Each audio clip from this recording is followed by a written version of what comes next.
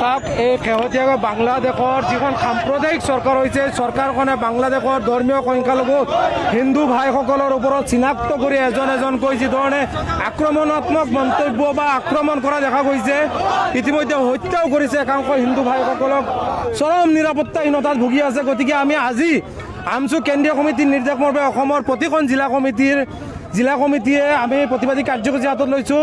বাংলাদেশ চৰকাৰৰ অন্তৱৰ্তীকালীন চৰকাৰৰ মুখ্য উপদেষ্টা মহম্মদ ইউনুছৰ প্ৰতিমূৰ্তি দাহ কৰি আমি উজাই জিলা আমছুৰ দবকাত প্ৰতিবাদী কাৰ্যসূচী হাতত লৈছোঁ।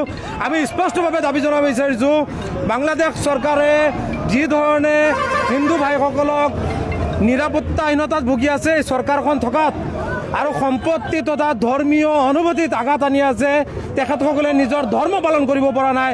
গতিকে এই ধৰ্মীয় সংখ্যালঘু হিন্দু ভাইসকলৰ নিৰাপত্তা সুনিশ্চিত কৰিব লাগে, সম্পত্তিৰ নিৰাপত্তা সুনিশ্চিত কৰিব লাগে আৰু তেখেতসকলৰ ধৰ্ম পালন কৰি যাতে মানৱীয় দৃষ্টিৰে যাতে তেখেতসকলে বসবাস কৰিব পাৰে, তেনেধৰণৰ এক নিৰপেক্ষ ভূমিকা পালন কৰিবলৈ আমি বাংলাদেশ চৰকাৰক সকিয়নি জনাই আজি প্ৰতিবাদী কাৰ্যসূচী হাতত লৈছোঁ। আৰু আমি স্পষ্টভাৱে সকিয়াই দিছোঁ, সমান্তৰালভাৱে আমি ভাৰত চৰকাৰকো আমি দাবী জনাইছোঁ, একাংশ সাম্প্ৰদায়িক মনোভাৱৰ বাংলাদেশৰ ৰাজনৈতিক নেতাই উত্তৰ পূৰ্বাঞ্চল তথা ভাৰতক আক্ৰমণাত্মকভাৱে সাম্প্ৰদায়িক মন্তব্য দিয়া পৰিলক্ষিত হৈছে। গতিকে ভাৰত চৰকাৰে এই ধৰণৰ এখন সৰু ৰাষ্ট্ৰ, যিখন ৰাষ্ট্ৰৰ ফালে ভাৰত চৰকাৰে চালেই ৰাষ্ট্ৰখন ধ্বংস হৈ পৰিব, সেই ৰাষ্ট্ৰখনৰ একাংশ সাম্প্ৰদায়িক মনোভাৱৰ নেতাই এনেধৰণৰ সাম্প্ৰদায়িক মনোভাৱেৰে যিবোৰ মন্তব্য দিছে আৰু আমাৰ ফালে চকু থুৱাইছে, এই ধৰণৰ ৰাষ্ট্ৰৰ ৰাজনৈতিক নেতাসকলৰ বিৰুদ্ধে ভাৰত চৰকাৰে যুদ্ধ ঘোষণা কৰি এই ধৰণৰ মন্তব্য বন্ধ কৰাব লাগে।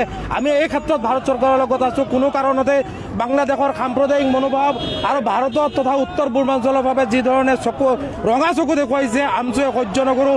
ভাৰত চৰকাৰক স্পষ্টভাৱে আমি আহ্বান জনাইছোঁ, যুদ্ধ ঘোষণা কৰি এই ধৰণৰ সাম্প্ৰদায়িক এই ৰাষ্ট্ৰখন বা মানৱতা উলংঘন কৰা যি ৰাষ্ট্ৰ, এই ৰাষ্ট্ৰৰ ৰাজনৈতিক নেতাই হওক বা মুখ্য উপদেষ্টা মহম্মদ ইউনুছক শিক্ষা দিবলৈ যুদ্ধ ঘোষণা কৰি এই ধৰণৰ যি বিষবাস্প বিপোৱা কাৰ্যকলাপ এইবোৰ বন্ধ কৰিবলৈ আমি সমান্তৰালভাৱে ভাৰত চৰকাৰকো দাবী জনাই আজি এই প্ৰতিবাদী কাৰ্যসূচী হাতত লৈছোঁ।